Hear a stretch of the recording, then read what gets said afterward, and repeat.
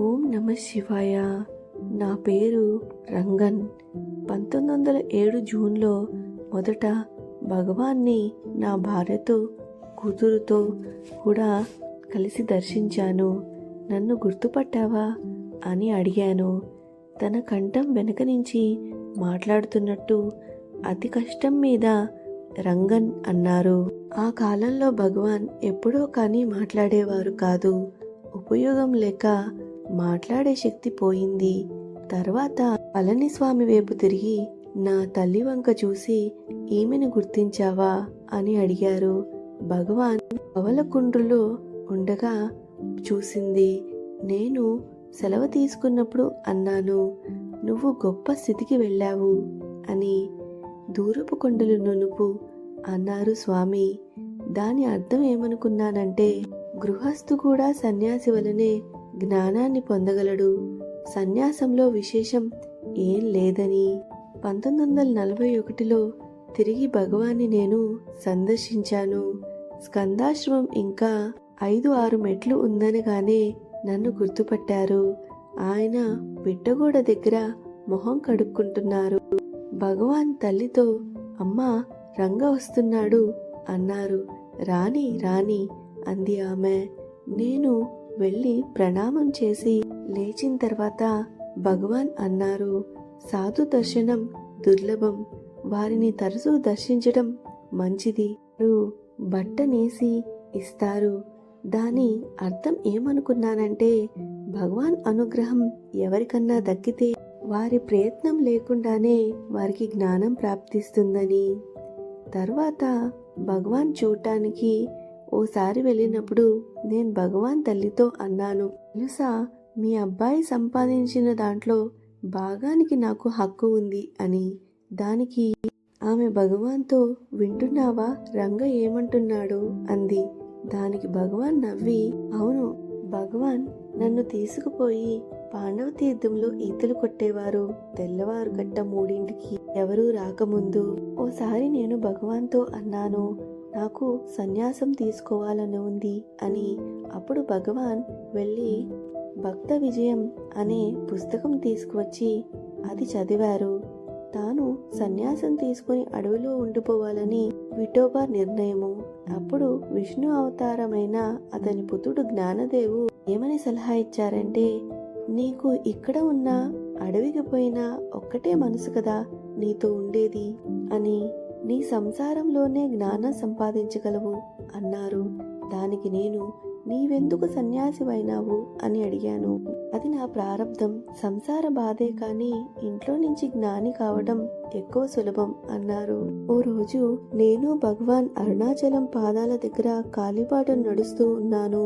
కాల్లో ముళ్ళు విరిగింది. నేను వెనకపడటం చూసి భగవాన్ వచ్చి నా కాల్లో ముళ్ళు తీశారు. ఇంత దూరం వెళ్ళిన తర్వాత భగవాన్ కాల్లో కూడా ముళ్ళు విరిగింది. నేను ఆయన పాదమెత్తి చూస్తే దాని అడుగున ఎన్నో పాత ముళ్ళు. రెండో పాదం చూస్తే అది అంతే. ఏ ముళ్ళని తీస్తావు? కొత్త ముళ్ళు తీస్తావా, పాత ముళ్ళు తీస్తావా? ఆ ముళ్ళుతోనే పాదం నేల మీద రాశారు. ముళ్ళు విరిగిపోయింది పాదంలోనే. హాయిగా నడిచి వెళ్ళిపోయారు నన్ను వెంట పెట్టుకొని. ఇంకొక నిదర్శనం, భగవాన్కి శరీరానికి సంబంధం లేదని, తాను దేహం కాదని నాకు స్పష్టమయ్యేందుకు ఆ 2 నిదర్శనాలు భగవాన్ కావలసే చూపారని నా నమ్మకం. ఓసారి భగవాన్ నాతో ఇలా అన్నారు, నీకే మహా కష్టాలు అనుకుంటావు, నా బాధలు నీకేం తెలుసు, విను. నిటారుగా ఉన్న కొండ మీదికి పాకుతున్నాను. పైన ఉన్న రాయిని ఊతం చేసుకొని పాకపోతే ఆ రాయి ఊడి వచ్చి వెల్లకిలా పడ్డాను. దానికి ఇంకా రాళ్ళు నా మీద పడ్డాయి. ఎట్లాగో ఆ రాళ్ళను తోసేసి పైకి లేచాను. నా ఎడమ చేతి బొటన వేలు కనపడలేదు. దాని స్థలంలో అది చిటికని వేలు దగ్గర వేలాడుతుంది. ఆ చోటున వేలిని బలవంతంగా లాక్కొచ్చి దాని స్థలంలోకి నెట్టాను అని చెబుతూ ఉండగా భగవాన్ తల్లి బయటికి వచ్చి, అది నేను కూడా చూశాను, ఒళ్ళంతా రక్తమయమైంది. ఆ దృశ్యాన్ని నేను తలుచుకుంటే చాలా బాధగా ఉన్నది అన్నది. ఓసారి స్కందాశ్రమంలో నేను భగవాన్ తల్లి మాత్రమే ఉన్నప్పుడు తల్లి ఇలా చెప్పింది. 10 రోజుల క్రిందట ఈ వేళప్పుడు పగలు నేను భగవాన్ వంకే చూస్తుంటే అతని దేహం క్రమంగా మాయమై తిరుచిలిలో ఉండే లింగంలాగా కనపడ్డది. ఆ లింగం మహా తేజోవంతంగా ఉంది. నా కళ్ళు నేను నమ్మలేకపోయాను. కళ్ళు తుడుచుకొని చూసిన ఆ తేజోలింగమే కనబడింది. నాకు భయమేసింది. ఆ వాడు మన నుంచి వెళ్ళిపోతాడేమోనని. క్రమంగా ఆ లింగం శరీరంగా మారింది అని చెప్పింది. అప్పుడు నేను భగవాన్ వైపు చూశాను. భగవాన్ చిరునవ్వు నవ్వారు. భగవాన్ తల్లి ఓ రోజు ఇలా అన్నారు, ఇదేమిటి, ఆ కుక్క నీ ఒడిలో ఎప్పుడు పడుకుంటుందేంటి అని భగవాన్ని అడిగారు. అప్పుడు ఆయన ఇలా అన్నారు, ఆ కుక్క ఎప్పుడు నిర్వికల్ప సమాధిలో ఉంటుంది. ఆ గొప్ప ఆత్మ ఈ కుక్క రూపంలో వచ్చింది. ఆ సంగతి తెలియక కుక్క నా ఒళ్ళో పడుకుంటుందేం అని అనుకుంటున్నారు అంతా. అది విని నేను, నాకు నిర్వికల్ప సమాధి నేర్పరాదా అని అన్నాను. అదే లాభం, సహజ నిర్వికల్ప సమాధి అవసరం నీకు. ప్రపంచంలో ఉండి కూడా ప్రపంచానికి చెందకుండా ఉండాలి. అన్నీ చూస్తూ కూడా ఏదో చూడని స్థితిలో ఉండాలి అన్నారు. ఓ రోజు భగవాన్ని అడిగాను, మొదట శూద్ర భోజనం ఎప్పుడు చేశావు అని. తిరువణ్ణామలై వచ్చిన మర్నాడే అది జరిగింది అని చెప్పారు. ఇంకా ఇలా చెప్పారు, తను తిరువణ్ణామలైలో పెద్ద సత్రం అరుగు మీద కూర్చుని ఉండగా కొందరు మహాత్ములు తన నోట్లో ఆహారం పెట్టారని, కొంచెం సేపటికి ఎదుటి అరుగు మీద చాలా మంది శూద్రులు కనపడ్డారని చెప్పారు. ఆ మహాత్ములు మామూలు సాధువులుగా మామూలు వారికి కనపడ్డారని తెలుసుకున్నాను అన్నారు. ఓ సాయంత్రం భగవాన్ నన్ను గిరిశిఖరానికి తీసుకుని వెళ్ళి జ్యోతి వెలిగించే స్థలము అది చూపారు. సూర్యాస్తమయం తర్వాత కిందకి దిగి మధ్యలో 7 నీటి దారల దగ్గర పడుకున్నాం. నేను భగవాన్ పాదాల దగ్గర పడుకున్నాను. ఇంకా భగవాన్ ఇలా చెప్తున్నారు, ఓసారి నేను తిండి లేకుండా కొండ మీదకి తిరుగుతూ ఉంటే ఓ ముసలమ్మ వచ్చి కుండతో అంబలి ఇచ్చి మాయమైందట. మళ్ళీ పార్వతీదేవేనేమో అనుకున్నాను అన్నారు భగవాన్. ఇంకా ఈ అరుణాచలం ఉత్తరాళ్ళ కుప్ప అనుకోకు. దీని గుహల్లో చాలా గొప్ప సాధువులు యోగులు నివసిస్తూ ఉంటారు అన్నారు. ఆకులు, కుక్కలు, కోతులు, ఉడతలు, గొర్రెలు అన్ని నోరు లేని జంతువులు వచ్చి భగవాన్ గొప్పతనాన్ని గుర్తించి దర్శనం చేసుకుని వెళ్తాయి. కానీ తమ తెలివిని ఉపయోగించే మానవుడు మాత్రం ఒక్కడే గుర్తించలేకుండా ఉన్నాడు అని. భగవాన్ ఎవరో అనుకున్నారు వారు. ఓసారి ఓ మిత్రుడు మధుర నుంచి వచ్చాడు భగవాన్ దగ్గరికి. అతనికి ఆచారం ఎక్కువ. భగవాన్ మాతో చెప్పారు, నా దగ్గర ఒక కుక్క ఉండేది. అది ఎప్పుడూ నిర్వికల్ప సమాధిలో నా ముందు పడుకొని ఉండేది. ఆ కుక్క కడుపుతో ఉంది. అది ఆశ్రమంలో పిల్లల్ని పెడుతుందేమోనని ఆశ్రమం వారు దాన్ని తరిమేశారు. అది కొండపైకి పోయి పిల్లల్ని పెట్టి పిల్లలకి పాలు ఇచ్చేప్పుడు తప్ప తక్కినప్పుడు మామూలుగా నా దగ్గరికి వచ్చి పడుకొని ఉండేది అని చెప్పారు. ఓ రోజు మేము భోజనం చేయడానికి కూర్చున్నాము. వడ్డించారు. ఇంతలో ఆ కుక్క పిల్లల్లో ఒకటి వచ్చి నా మిత్రుడి విస్తరం ముందు. ఆయన ఇంకా ఆ విసిరి తాకలేదు.